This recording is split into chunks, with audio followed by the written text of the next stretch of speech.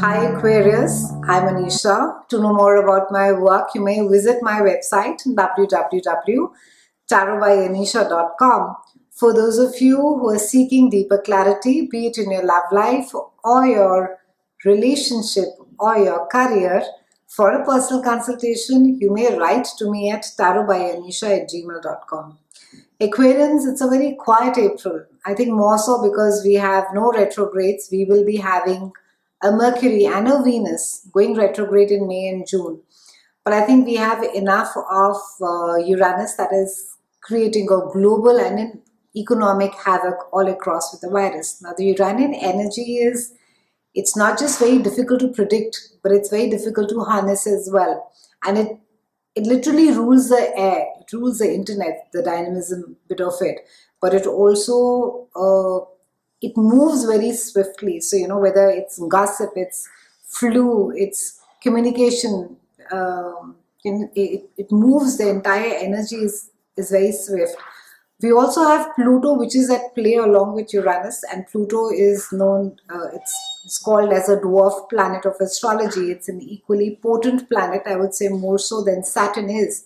And Pluto and Uranus, the combination is almost lethal. Pluto tends to go really dig deep, goes really under into things that we do not want to deal with, issues that we have been ignoring, or we feel that they're not going to be affecting us. And the time really is to be simplifying everything during this time. It's to be going natural, more organic, having a lot of gratitude, especially towards nature, about the things that are freely available to us. We're starting the month with Venus on the 4th, that is there in your house of love, romance, creativity, and children. It's a wonderful time for entrepreneurs during this time. It's a great time to be seeking that round of funding that you may have been thinking about, Aquarians. It's a brilliant time to be starting your own business as well. For some of you, you may have been concerned as far as your children are concerned.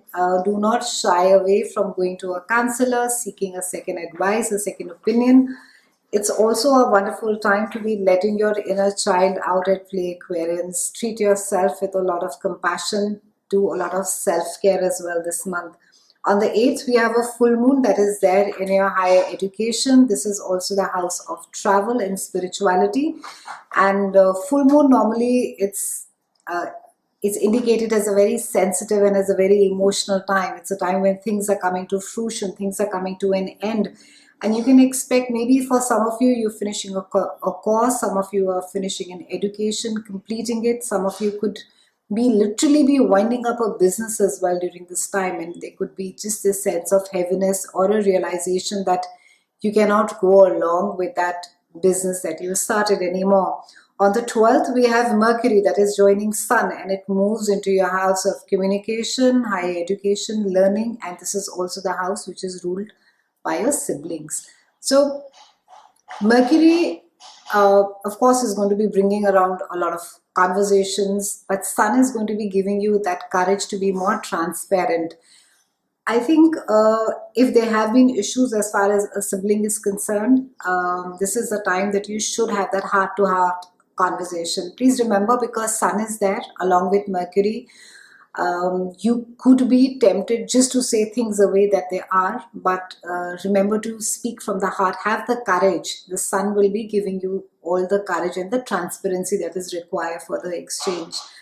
On the 20th, we have Sun that is moving into your house of home, and on the 23rd, we have a new moon as well over here.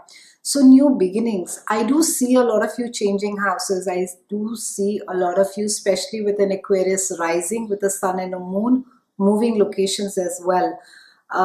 You could literally be leaving the town where you stay. You could be buying, renting, leasing another house. For some of you, because this house rules your mother, it's ruled by the moon, there could be some issues as far as your mother is concerned. For some of you, she could literally be a source of anguish. There could be a lot of past issues that have not got sorted out, and you could just be left dealing with it. So have a lot of patience and compassion as well, Aquarians. Mars is there the entire month in your own house, Aquarians, and it's an exciting yet a very tough placement for Mars to be, because it makes us very restless, and it also makes us very nervous. This entire Mars energy in our own house tends to make us berate ourselves, our efforts, and question ourselves and be frustrated with our own efforts. So I think if I have to sum up the entire month for you, Aquarians, I would say have a lot of compassion for yourself first this month. Be patient with yourself. Things are unraveling for you. Do try and I think in certain cases where you're winding up businesses, I think know that you did everything that you could. They are also, especially for those of you who do not have a moon in Aquarius, just have a sun in Aquarius, and you may be having a different moon in a rising. I think for those of you, it's a great time to be seeking a funding, looking at starting your own venture as well.